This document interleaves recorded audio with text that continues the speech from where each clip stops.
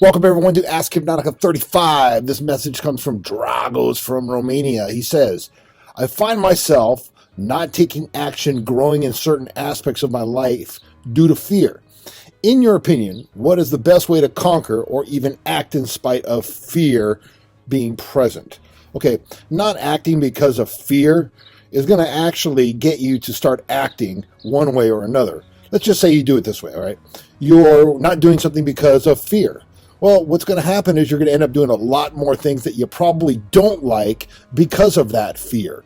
Okay, so you got to kind of weigh it out, which is even better. Okay, doing something that's going to be easy, that you're going to gain knowledge over, that you're going to get data from, that you're going to get experience of, that you're going to move forward in life is a big step, and it's going to be a positive one because you are growing. Okay, compared to not doing it, you're going to find that the fear that you may have had in the past over doing things is going to get actually worse because of the fact that, hey, when you're not doing stuff, you know what, you put stuff off. And then think about this. So you have over here, you got something you want to do. Maybe there was a little fear in the past, all right? And so you go ahead and you decide, you know what, screw it. And I'm a big fan of doing things what I call inch by inch. Okay, it's inch by inch, it's a cinch, or micro baby steps. So for example, let's just say it's like walking up to a girl. Well, every time that you don't walk up to a girl, you strengthen that neural network that's going on in your head. Thus, it's going to become harder and harder and harder. Think of it like pruning a tree. Okay, there's things that you got to prune, you got to cut off that are no longer useful, and then new branches can actually come out and make that tree better or more suitable for the way that you want that tree for the most part. Okay, so here's what you're doing. Okay, so let's just say it's walking up to a girl and you see her, and before, what you would have done is you would have like just said, okay, oh shit, oh, she's probably busy, and you don't do anything. You just strengthen that bad neural network. Okay, the more you do that, the worse it gets. However, what if you saw a girl and as soon as you saw her, you just started walking towards her? That in itself is a new behavior. All right, and let's just say you do 100 of those, and you just walk right towards her, and you go real closer, you just keep on walking by. You've just created a new neural synapse that was different from the one you did before. So it's not really fear. It's like, how can you cut whatever you wanted to do in half and work on that first half so you realize that there's no fear. All right, then all of a sudden you get really good at it because you see a girl, you start walking because you have basically pruned that old way. Remember, if you don't use it, you're gonna lose it. However, if you use it, you're going to get better at it, okay? And you're going to strengthen that first part. So think of it in parts. Even if you have to cut it up in little parts, it's going to be better for you. So you see the girl, boom, you just start walking towards her, and maybe you just walk right past her, like I said. So you do that, and you get really good at it. So now all of a sudden you see the girl, you just start walking forward, and then maybe you just call out and go, hey, is your name so-and-so? Now you've added another piece to it. So you created the neural network, and you split it off, and you created another piece. So inch by inch, it's a cinch. Compared to what we were talking about before is, now if you don't do it, okay, what's going to happen? All right, well, first of all, you're probably going to beat yourself up, okay? That really doesn't do much good for you, all right? And then all of a sudden it becomes stronger and stronger and stronger in that neural network that's going on, and it just becomes to the point where that's a habit. And if you get to that point where it's a habit, all of a sudden, that probably maybe can cross-contextualize in other areas of your life. So you don't go walk up to the girl. Okay, next thing you know, it could cross-contextualize over to, hey, you don't do that assignment that you needed to do, or you don't do that paperwork, okay? You want to make sure that this doesn't happen because of the fact that it can be a mess in the long run. So you've gone 1 year, let's just say you've gone 1 year without walking up to a girl or saying, hey, how you doing, or any of that. I don't know what your issue is, so I'm just going to guess because a lot of guys are interested in this area. So you don't do it. The next thing you know, you beat yourself up. And then all of a sudden you start thinking about it, it becomes a habit.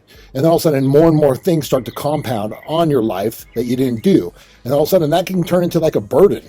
And it can turn into, sometimes it can be a depressing feeling because you're not really living the life you want. And if that happens, then it just gets bigger and bigger and bigger. And next thing you know, you're not doing things out of fear, and that can even be worse for you. So my suggestion is think about what it is you want to do. All right, and break it in half or break it in thirds if you're not even ready to go that far. And then concentrate on that first step and just breaking that old pattern and starting something new. The more you do this, the more you're going to create neurosynapses in your brain that's going to start moving you in a new direction. All right, and give yourself a time limit. Say, hey, for the next 2 weeks, I'm going to just do this. And then 2 weeks after that, hey, I'm just going to do this. And then 2 weeks after that, hey, I'm just going to do this. Next thing you'll know, you're actually moving and doing those things. And when you look back, having already overcome that, you're going to realize that all it was just some irrational fear because you were maybe thinking too big. Remember, you can totally micro baby step this to success. All right. It may take a little bit longer, but you can do it. And that would be my suggestion to you, because the alternative is not good. Looking back at the end of a life, having not accomplished anything, is going to leave you not only in fear, but frustration and probably guilt and anger.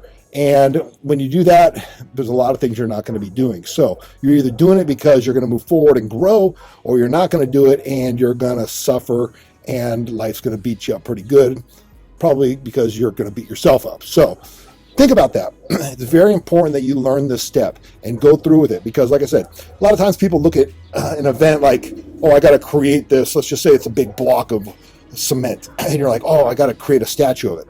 And they look at it like that statue and they're like, there's no way I can do that. It's just way too hard. But if you just maybe pencil it out a little bit what you want, okay, that's a little blueprint, and then all of a sudden you just start chipping away at it, you're going to start to formulate something that's a lot closer to what you want than what you think that you can't do, all right? And all of a sudden you get to this point, and then you start chipping away, and you chip away, and next thing you know, you're like, wow, this kind of starts to look like something that you want. So I would highly suggest you do that, because you know what? Bottom line is this, man. It's your life, all right? You are in charge of your life. Okay, fear, what they say is false evidence appearing real.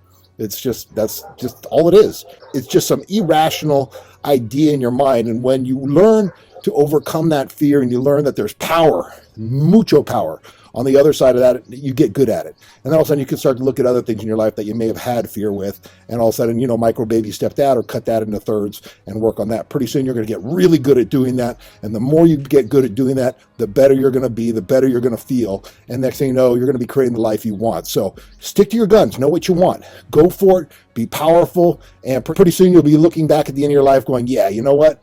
I got it. I figured it out. I hacked that irrational fear apart, and I did it my way. It may not have been the easiest, smoothest way, but you know what? You got it done, and that intention is going to get you going far. So I hope this helped, and I hope that's exactly what we're talking about, because I'm kind of guessing where we're at. And with that being said, my friend, kick ass. Hypnotica out. Boom.